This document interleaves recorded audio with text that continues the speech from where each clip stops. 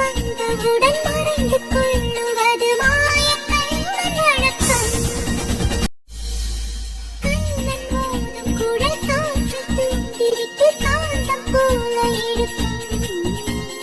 மங்கை வந்தவுடன்